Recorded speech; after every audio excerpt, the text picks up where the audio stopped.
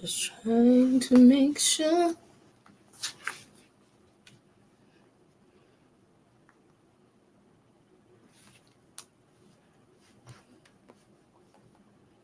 Okay.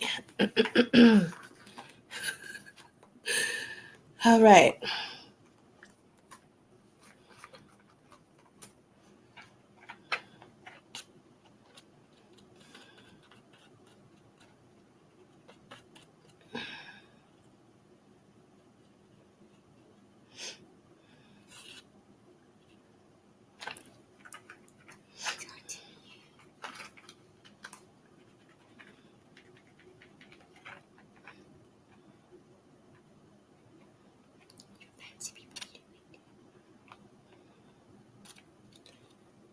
I'm finding myself like how the fancy people do it. Okay, cool. Do that then. I'll be ready to start shortly. I am just here now. I'm trying to share this so we could just hop right on into it. Dang it. Broke my fan. Well, this didn't break the whole thing off. That's ripped half of it off.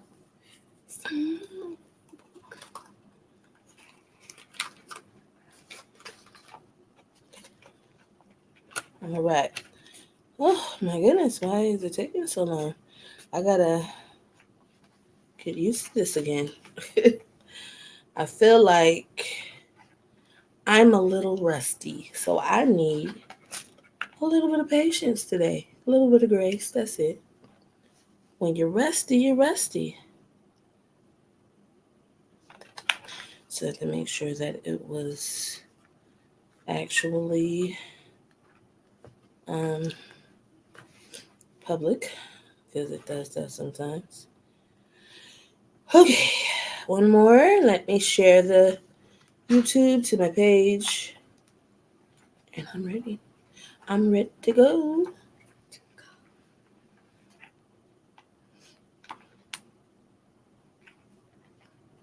What just happened?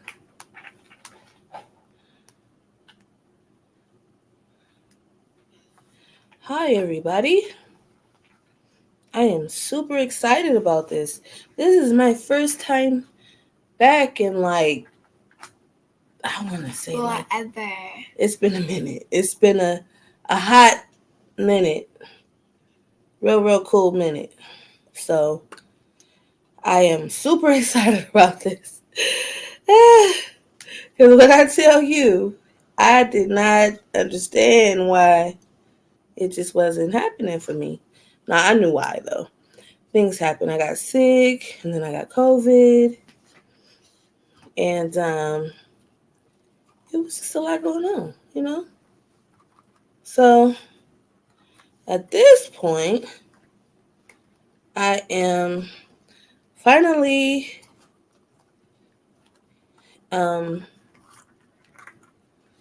feeling a lot better than I was. Let me do this because I know that the it be sorry, public. So yeah, I'm a lot better than I was. I feel better. I look better because I was looking like a homeless person for a minute. You know, when you get sick, you just can't. You can't pull it all the way together. But anyways, before I get into all that, I want to introduce myself, and then Nyla will introduce herself, and we will start on the topic for today. So, hello everybody. For those of you who do not know me, I am Shabrian Howard, aka Shabrian the Advocate, aka Shay. I am a author, a filmmaker, a sickle cell advocate, mental health advocate. I am a all-around creative being. I use my creative talents and gifts to bring forth the advancement of sickle cell awareness. So that is who I am in a nutshell. Um, there's more, but who got that type of time today? So yeah, I was so sorry. Okay, yeah, let me finish. My mother actually has sickle cell. She passed away from complications when I was 7 and she was 25. And this is my lovely daughter, Nyla. Hi. AKA Nyla the Magnificent. That's the nickname I gave her. So, um, you want to introduce yourself? Hi, my name is Nyla. Look at put that down. Hi, my name is Nyla. And I'm 7. You're 7? Yes.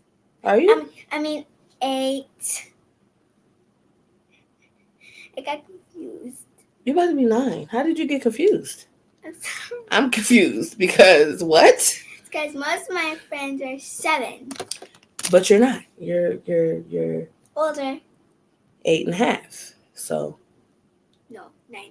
Because I'm gonna be 9 this year. You're 8.5. Don't argue with me. Thank you. Anywho, so if you have, I don't know, by chance saw the flyer that I put out, maybe not. I'm just gonna talk about what are we talking about today. So, I have been having a lot of conversations with Nyla lately, and a lot throughout her life, but more so lately, that just pretty much talks to her about honestly about the differences in parenting styles that I have versus the way that I was parented, are the principles, the different principles that I have adopted or adapted to my personal preference of parenting, versus the way I was raised. Okay, so yeah, we're gonna get into that. We're gonna unpack that a little bit. It's really giving, what's the difference in why and how she feels about it. That's what we're going to do today. So, how this conversation or the idea for this conversation came about, I was talking, it's a little story time before we jump into it, okay? I don't even remember how old I was. I remember going to a sleepover when I was younger, and when I was a kid, should I say, not younger. I don't even remember what me and Nyla were watching, but they said pancakes or what sounded like pancakes, and it reminded me of the time in my childhood that I thought, okay, don't judge me. Don't judge me. Judge yourself, okay? I thought genuinely that pancakes were pronounced penny cakes. Don't laugh at me. That ain't funny. Okay? In my head, no one ever corrected me. Okay? Not my mom, not my dad, not nobody. Nobody in my family. I'm gonna need y'all to be a little patient with me in my voice because I had COVID and it really affected my throat. So there will be times when I need to take a break or slow down for the sake of my throat. So that was just my, me letting everybody know what's up. Anyways, so again, I thought pancakes were pronounced penny cakes, okay? And I go to this sleepover and we get on the subject of breakfast. And what do we want for breakfast? And why did I say penny cakes? Okay? Full confidence. Full straight up confidence. Okay? And Needless to say, I was corrected. I was corrected. I'm trying to tell this without laughing. I really am. And at first, I thought like, no, it's pancakes. You know what I'm saying? Like, what are you talking about? Like, my whole family lets me say pancakes. Like, it's pancakes. What are you talking about? And the going thing for that morning was, no, it's pancakes. So I was teased about it. And ultimately, I didn't see what bothered me wasn't the fact that I said pancakes. It wasn't even the fact that I was being teased about saying pancakes. It was the fact that my family didn't inform me that I was pronouncing something wrong. And I went out in these streets, you know what I'm saying? Looking crazy. How could you? I felt betrayed. Okay? The betrayal. The the blasphemy. The betrayal. That's how I felt. Okay? I'm speaking to how I felt.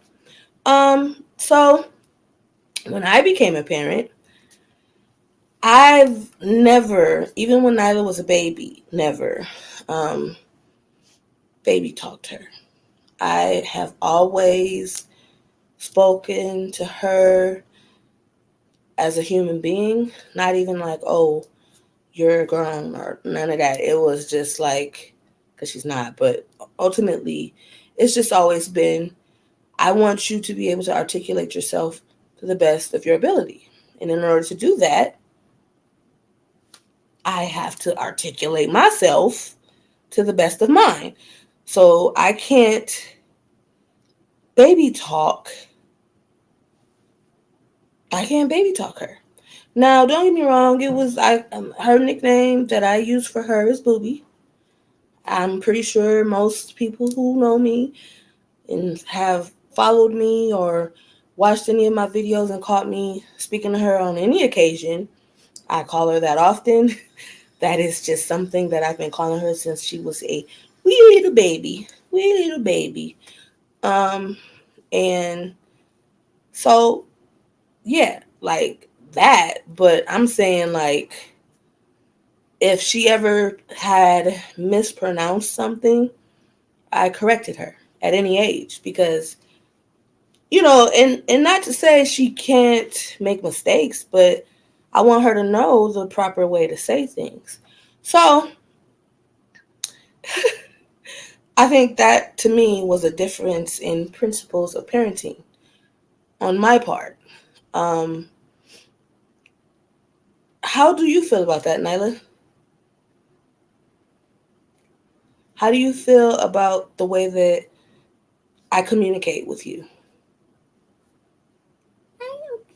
The words that I use. Good. It's good. That's how you feel. It's good. No. That's your answer. Okay, so tell me what's up. It's great. Cause I know.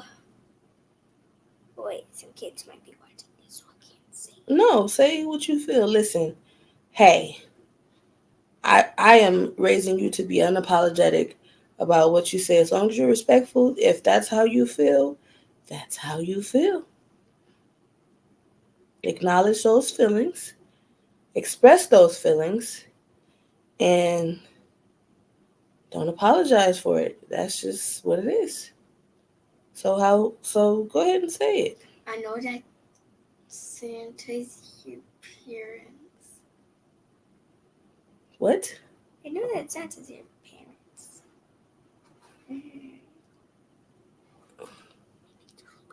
How would you Because you told me.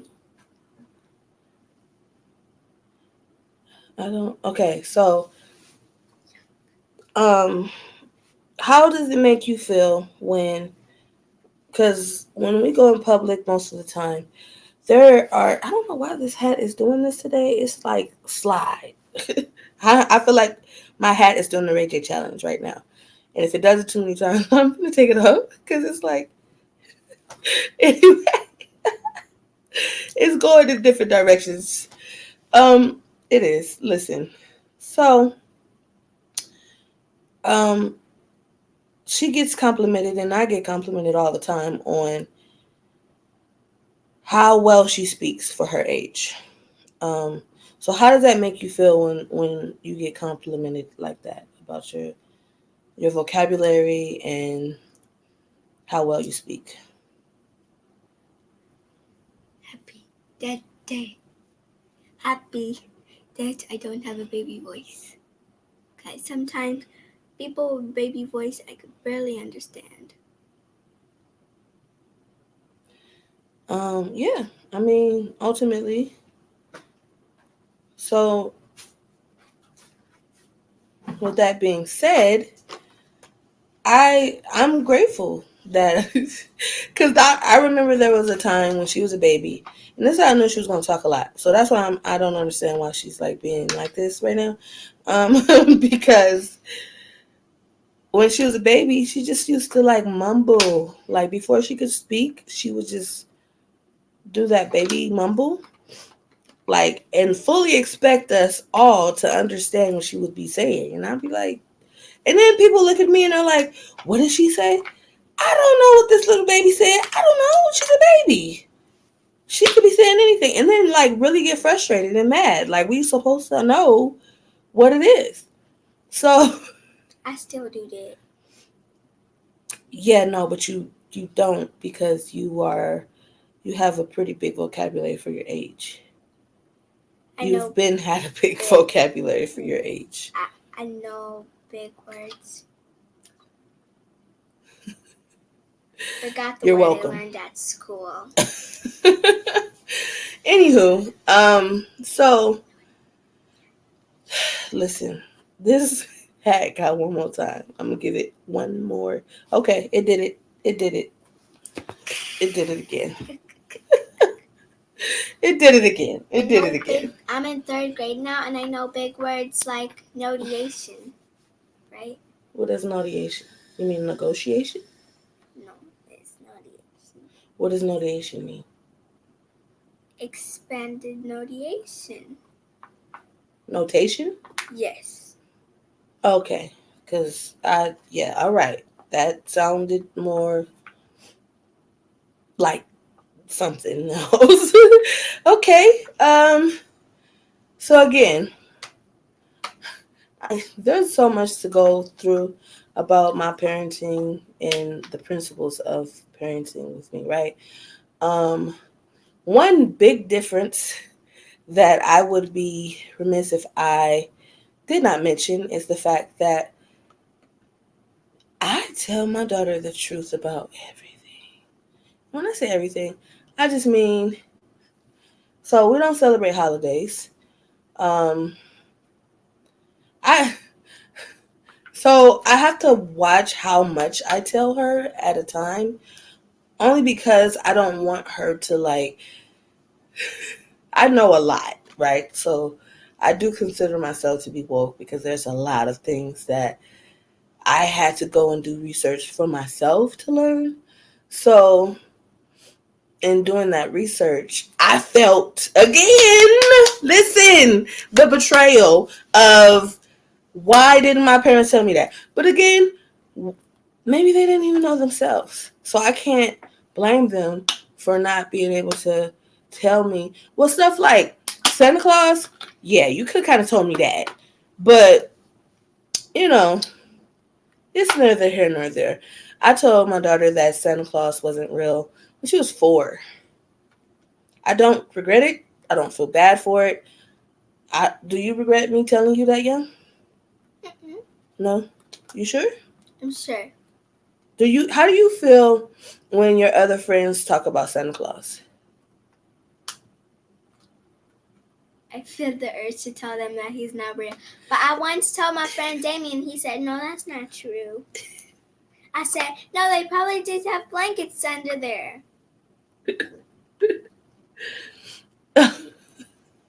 Okay, it's not funny. So I'm only laughing because I get a lot of flack for that.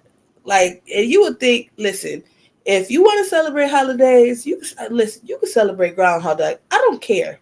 That's your prerogative and your children's prerogative. I just know what I do in my household, right? With how I'm raising my child. So ultimately, she's gonna know.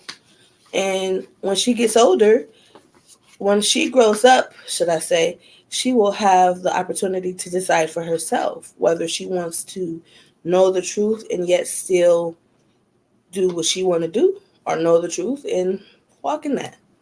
But I'm giving her the option of truth, and I'm firm in my beliefs for that. And I don't understand how what I do, it's no skin off anyone else's back, like why does it matter ultimately? Because again, I don't care. I don't care. You can celebrate the lights in the sky. That is your business. So why do I get the same? Like the Easter Bunny, fake. I don't even remember when I told her that, but she knows. She knows. Um, so today, and I've been struggling with this for a while, and I think I held out on the idea of the tooth fairy just because I didn't want to like snatch everything. I'm not saying I was snatching things, but just, I didn't want to tell her the truth all at once. You got to kind of give the gradual truth over time and age and all that. So, I was just at a point where I was like, okay, yeah. And I think unintentionally I was doing things like forgetting to put the money under the pillow for her. Um, Maybe just to see when she would be ready to have that conversation. And so today, actually, I had the conversation with her, and I, well, I just sat her down. And I was like, "Listen, so I regret to inform you that the tooth fairy is not real." No, no, no. Did I even say it? I think you said it, right? You Yeah. smiled at me, and you were like, "I said about the tooth fairy." You were like, "Yeah, she's you." She smiles at me, and I'm like, "Oh, okay." I knew that a few months ago. I just didn't want to tell you I knew. Like last year when she put on Upshot, they told everything. Since she said, and Santa Claus, your parents, I knew this day. So because whatever character said that Santa Claus wasn't real, and then they said that the tooth fairy wasn't real, you believed it, right? She said, your mom's a tooth fairy. The parents are Santa. No, just your dad, because Santa's a boy. Listen, I just want her to always appreciate the truth. And so I can't, like, know that, walk in that, and not give it to her. That doesn't make sense, Like, as parents, you're like, always tell the truth. Don't lie. Don't cry wolf. But then the the betrayal, because then they find out, oh my God, my parents have been lying this whole time. So then it's like, how do you expect the truth when you don't give it? So that is what I walk in. And again, I'm not saying it applies to anybody else. I'm not judging nobody. How you choose to raise your child is how you choose to raise your child or children. I just personally chose a different way. Um, Again, the fact that I've talked about this before, but I will go back to that. My mother, again, she had sickle cell. She was diagnosed with sickle cell. So when she didn't always tell me what was happening up front, she wasn't always up front with me about the issues she had. Um, like I definitely didn't know she had congestive heart failure. Didn't know that. So that would have been a pretty good tidbit of information to know, especially since 95% of the time we ate out. And of course, that's terrible. It's a terrible idea when you have heart failure. So, what? It's true. Not saying you can't. I'm just saying to do it often is a bad idea. Like, oh, you know what? Today. Yeah, a couple times a day sometimes. It's not a good idea. It's just not. Because it has a lot of salt in it and you don't know what to put in it. And she had kidney disease. So, do you think that was a good idea to eat out No. a lot? Yeah, that's why I was making that face like, why you do that?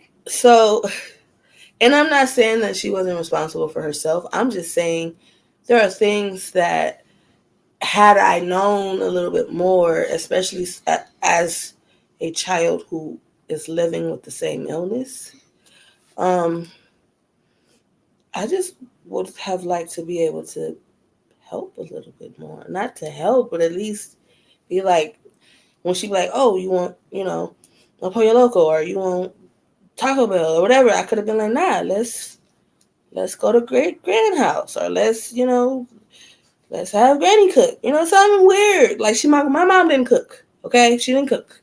She cooked eggs. That's it, eggs. So when I tell you, be lucky, Nyla. Hey, I'm lucky. You are. Be appreciative of the fact that I does this.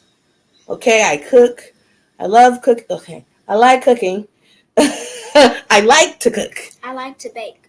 She likes to bake. I'm not a baker. I can bake. I'm good at it. I just don't, because I just don't like the concept of baking. Like, it takes long. It's not even the actual process of getting whatever you have to bake. I don't like having the oven on. I'm not really, like, I will bake food, but I don't know. Like, it's weird. Listen, I don't know if it's because I used to bake often, or because I was at a point where there was a time when I didn't bake much.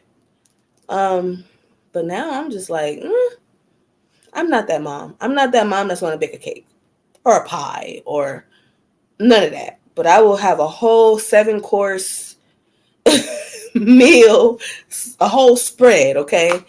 But I am not the parent. Like, Nyla knows better. She can say, Mom, I want a whole seafood feast, and I will give it to her. But if she comes and she says, Mom, I want a cake, I'll be like, what? What you talking? What are you talking about? A cake? Why are we talking about cakes?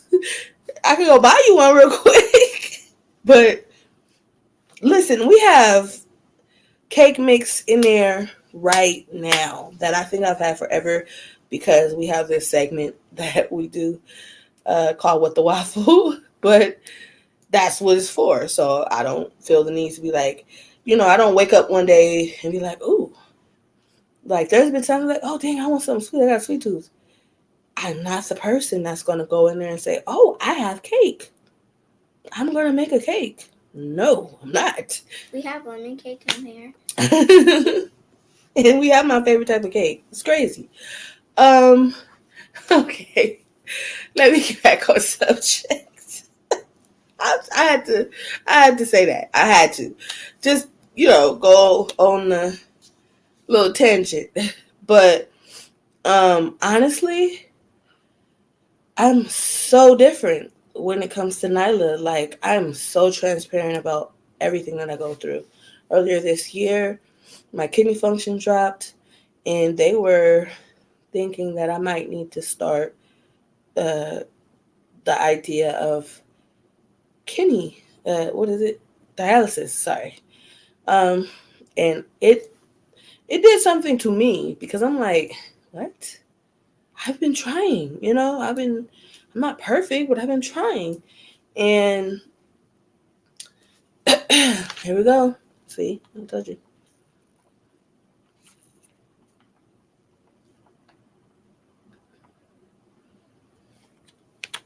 Okay. So there we go. Oh, it's back. So with that being said, I wasn't sure that I could tell her that. I was like, what? I can't. How can I tell my child that? And then I would have to explain what that is and what that looks like and how our lives would change because of it. Um, and I was afraid to tell her, but ultimately I did because I haven't kept anything from her at this point. She knows it all. She probably knows more than any of my other family about my health. Um, so with that being said, uh, when I told her, she was like, "Oh, what we got to do? Like everything we had to do, she was down um, for me, like to change the tide." And she was a very big support for me in that. Um, I think that I'm very transparent with her about everything in my health wise. How do you feel about that? Do you feel like I tell you too much? Mm-mm. Oh, okay. Not on camera. So you don't feel like I tell you too much.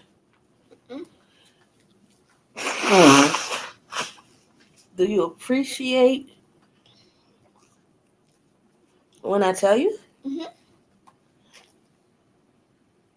So that's all you gonna say Yes. about it. I like it when you're transparent. Also, remember the hospital that gave you the food poisoning? What about them? Are there other hospitals in Texas? What about them? That's where you got COVID from. I know. So that was just um but yeah. So um speaking of COVID, it was a very different experience for me. I just want to be a little transparent with you all right now about what that looked like for me and why it was so challenging for me before, during, and after. Well, yeah, let's go with before, during, and after. Are you done with the juice? So, I did not know I had COVID. I thought I had some sort of infection, but I didn't think it was COVID. And it was a very different experience because when I have fevers, it like any fever, if it's 99, anything above 98, it's like, okay, something wrong. Because I don't get fevers. That's not, that's just not what happens with me. So when I was taking my temperature throughout the night, I kept waking up, and Nyla was very supportive. She was there. She was helping me take my temperature, and And I wrote it down. yeah, she logged it. She logged my temperature, my pulse ox, and I put her ID. my blood pressure. So she was very like, she wanted to make sure she wrote everything down. She wanted to make sure she could verbalize what was happening to me when we went to the hospital. And we ended up going to the hospital like in the middle of the night because it got real quick for me. So I had to take her with me, and I'm glad that I did because I didn't know I didn't know I had COVID. So I was like, oh no, something's wrong, and we'll figure the rest out later in the day. But in the meantime, I'll just take you with me. And yeah, it didn't take long for them to figure out that I had COVID. And then came me having to be admitted. And then came them giving me a hard time about her being with me. But it was more so like, they're like, oh, can you call someone? But I felt like, no, because I have COVID. She's been exposed to COVID. I'm not calling nobody. Even if I would have had to pay the nanny, I'm not gonna do that because I have before, but I value people and their lives, and not knowing how this is gonna affect someone else, knowing that she's been exposed to COVID, I didn't want to do that. And ultimately, they ended up allowing her to stay with me, and it was like, we just don't want her to stay in case you decline and you're on machines and this and that. And it was just like, well, dang, y'all already got me in ICU at this point, and I'm here. Like, I'm only on the same amount of oxygen I'm on at home. It's like I'm doing okay, but it really sparked a fire under me that was like, okay, I can't afford to lose this battle. Because I fought sickle cell round for round, pound for pound. That's not that it's easy. It's not easy, but it's familiar, right? Something that's familiar when you when you used to, it's like the devil you know. You know what I'm saying? So this is the devil I don't know. I don't know COVID. I never had COVID. This was my first time having COVID. The whole time, this whole pandemic, I had no COVID at all, like whatsoever. So to now, all of a sudden, get it, it was like, okay, this is different, and deal with a sickle cell pain crisis and COVID. But I kind of had to push the crisis as much to the side as I could because I had to tell myself, listen, I know you're tired. Sickle cell itself causes fatigue. Okay? So, not only am I fatigued by sickle cell, kidney disease causes fatigue. Not only does kidney disease cause fatigue, I have problems with my potassium. And everything went haywire. So, the potassium was too high. So, guess what? That causes fatigue. Okay? And then, for the icing and the cherry on top, it was COVID. That causes what, Nyla? What does it cause? Okay, listen. All of that. So you can only imagine how exhausted I truly was. I was truly exhausted. Like, for real. So I'm in pain. I'm sick. And I'm exhausted. Yet I can't lay on my back. I really can't get comfortable with the idea of not moving. Really. So, although my leg feels like it wants to come off of my body, I have to keep walking around, keep moving, keep active. Although my back was killing me, it truly was, I couldn't lay on it. I couldn't I couldn't get comfortable. And it was just like great. Hard. It was so hard. And then it was the comfort of having her there, but also the pressure of having her there. if that makes sense. Because, excuse me, because having her there, yes, I know where she's at. I know what she's doing. I know she's okay. And vice versa. She knows where I'm at. She knows what I'm doing. She knows I'm okay. So that in turn comforts me as well. Especially knowing I had COVID, she would have lost her mind if she would have had to go away from me. She really would have. I know my daughter. Like, she would have lost it. Like, she would not have been okay until she saw me again.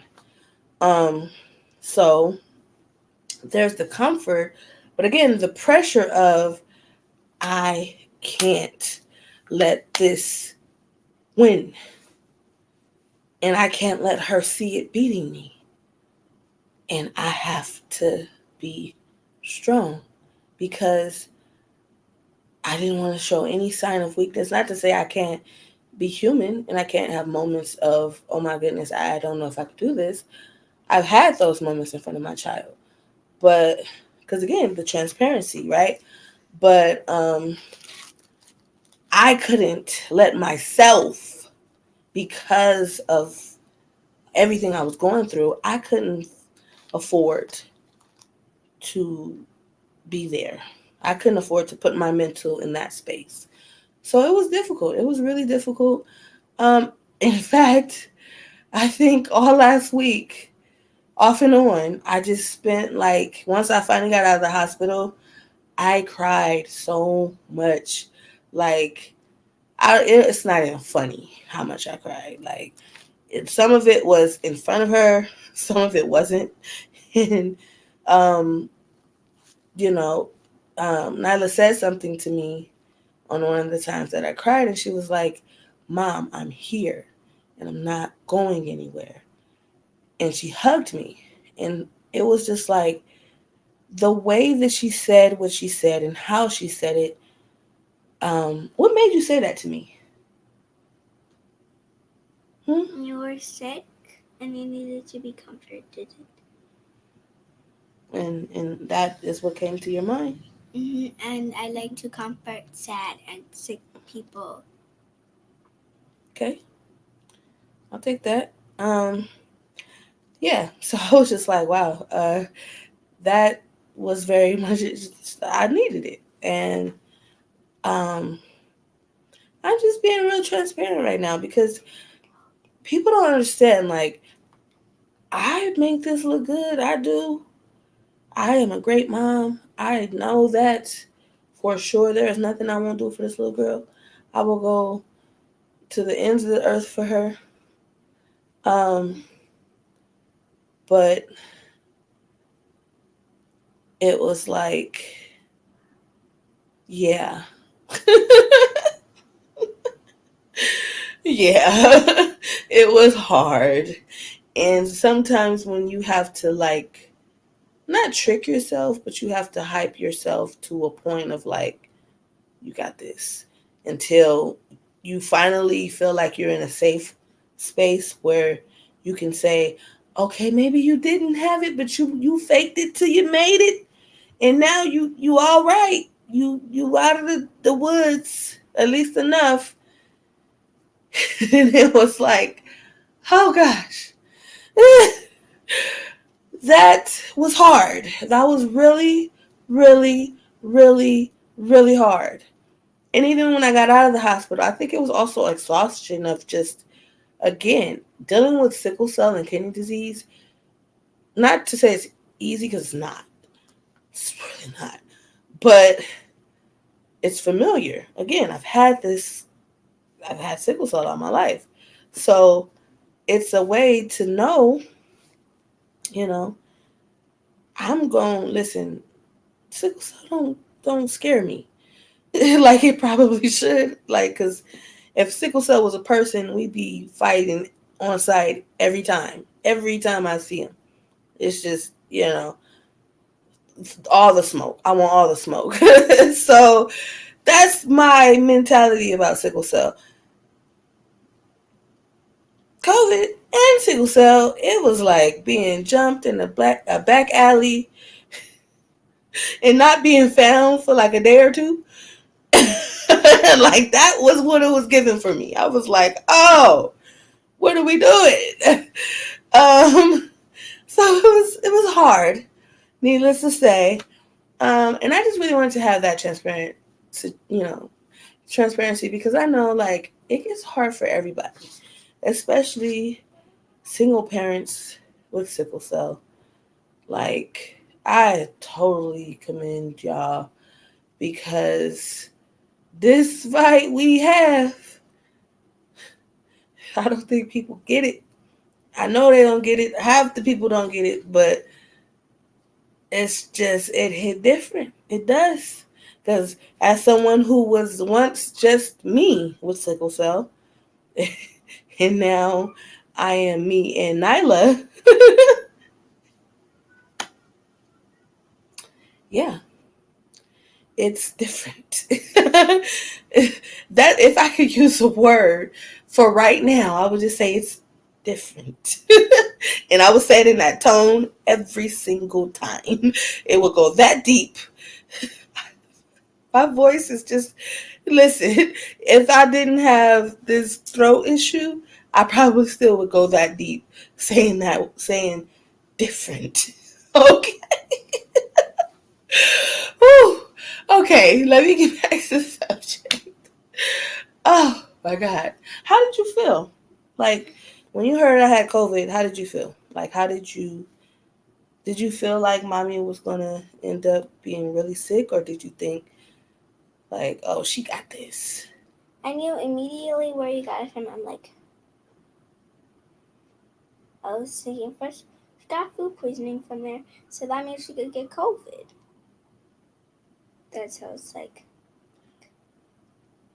Okay. But how did you feel? Like, did you feel like you were afraid that I got COVID? Mad at the nurse who gave it. You were mad at the nurse. What if it wasn't a nurse? What if the sandwich, the infamous sandwich I had, the chicken sandwich, I don't know what they put on that. I feel like they was trying to do me in. I was scared to eat. They were trying to poison you? I'm not saying they were. I'm just saying I got poisoned. Okay? There was a whole day that I couldn't, I was either sleeping or throwing up. Like that was my whole Saturday that a few weeks ago. So I'm not saying I did it on purpose, but I'm saying somebody should have, I don't know, maybe the chicken should have been left in a little longer. I don't know what happened. I know it was crazy and I didn't understand. It was just like, what's happening to me? Why is this my life right now? I only needed a blood exchange. And I went and got a blood exchange and food poisoning and COVID. So, no, I am not happy with that experience at all. Not one single bit of it. Really. That just was so weird. So yeah, I, other than that, you know, so other than how did I know like while you were in the hospital you were doing a lot of sleeping? I figured it was just like okay, maybe she has COVID too type thing. Like did you feel like you had COVID when you were in the hospital? Or just when we came home? When I started coughing. Huh? And you, when I started coughing, and I was warm too. I was like, I'm cozy in my little corner over here. Then when I started coughing, that was annoying me. So you yeah, I kind of well ain't no kind of about it. I knew, absolutely knew, because she is. You see how close she is to me? She's always this close to me. Like the only reason why I think lately she has been okay with the separation and being in her own little corner is because when I wasn't quite sure if I had given it to her, um, I I wouldn't let her get near me. And then when it was apparent that okay, yeah, she pretty much has COVID at this point. Then I let her come and sit on my bed and stuff. And so it was like, okay, this is crazy. Cause I'm gonna be real with you, and I don't think I said it out loud, but I was nervous for her having COVID because I didn't know how it was gonna affect her because she has asthma, she has sickle cell trait. You know, there's no telling how it could have been different. It could have did something. I mean, kids have serious issues from COVID too. So I was like, whoa, wait a minute, not my baby. Um, so yeah, it was a different experience. It's one thing for me to be fighting sickle cell, and she to have to, you know, stay with me and be with me because I don't have a big support system at all. So it's one thing to have her with me seeing that. It's another thing to like me have COVID and turn she get COVID and have to see her not being herself because she's usually very like vibrant and all over the place, really. And although I know when she's typically in the hospital, she tries to stay in her corner anyway, just so that she doesn't make any fusses anywhere. Um, but it was just like she was like sleeping all the time, and she was very like distant. Like usually, she's very like talkative with the nurses and trying to figure out things. But like the nurses will come in and be like, "Hey," and this, and that, and she'd just be like, "Hey," like, and sometimes she wouldn't say anything at all. Like that would be, you know, and I'm just like, that's not even her, but I'm gonna let her have it because whatever she's going through, I'm not gonna be like, Nyla, make sure you speak. You know, listen, she is entitled to have bad days too. And if she doesn't want to speak sometimes, she don't have to. She's human. We're all humans. Everybody needs a little grace sometimes. So I've been speaking most of the time for almost an hour. I'm a little proud of myself because I wasn't sure I was gonna make it the whole time. Um, because honestly, I again the speaker box, the speaker box was a little raspy. So I'm so glad and proud of myself because I did this thing that I love doing. Um, and I was able to not just do it, but to be vulnerable about where I've been, where I am, and where I am in my parenthood. And honestly, uh, I'm so like, I'm so like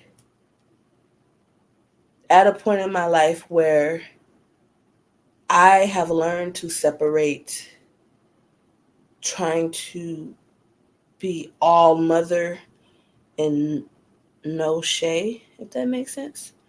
Um, I'm not doing that no more. But I also need her to, understand mommy's human. Mommy has good days and bad days. And I'm going to be vulnerable sometimes. I'm going to sometimes not be the best version of me. Um, Sometimes I'm going to cry at weird things like College Hill, like College Hill Celebrity Edition. Um, I'm telling you, I was commercials. I was like, I feel like, because when I was pregnant, I would like cry over like commercials, just like the craziest thing. So I was like, damn, like, but I know that's like impossible. But it's just like, why am I so emotional? And again, I had to give myself grace and say, you have had a really hard, not week, not 2 weeks, 3 weeks. Really hard 3 weeks. So give yourself grace.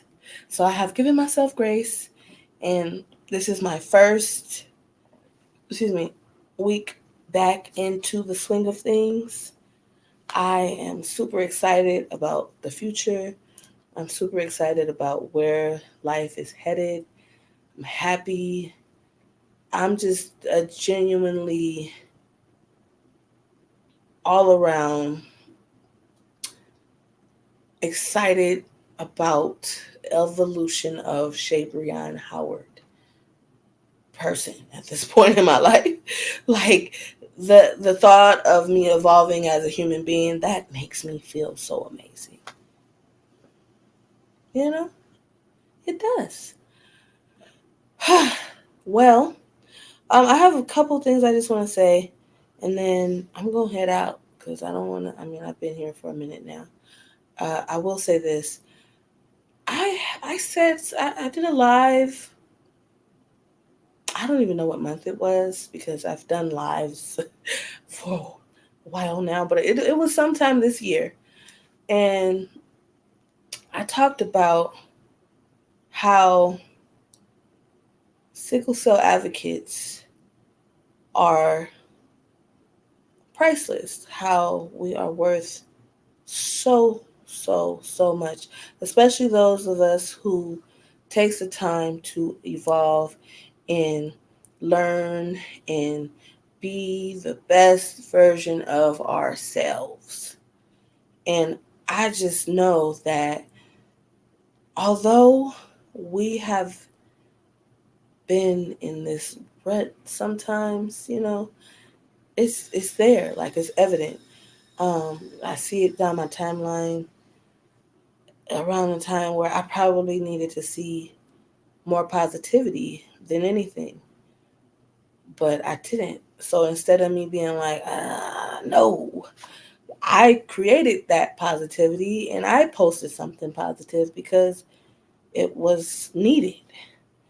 I needed to see it, and other people needed to see it as well.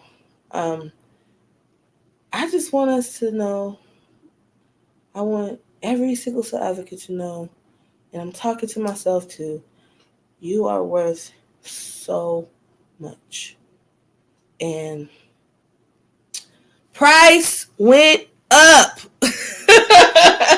Yesterday's price is not today's price. And I feel like every single one of you should feel this way. Stick to that. Do not waver. Do not bend. And do not break on it. Because there is so much that we give. We give to ourselves, the least. I'm going to be real most of the time. We give to our families. We give to our friends. We give and we give and we give and we give and we give. We give to our community. Okay? So do not feel bad or like you shouldn't ask for what you're worth. Straight up. That is the most, if you don't take anything from what I say to you, ever, please take that with you. Until next time, folks, I'm going to leave y'all off with my positive words of wisdom, which is start where you are, use what you have, and what, Nyla? Do what you can. Do what you can. Until next time, folks, peace. Bye.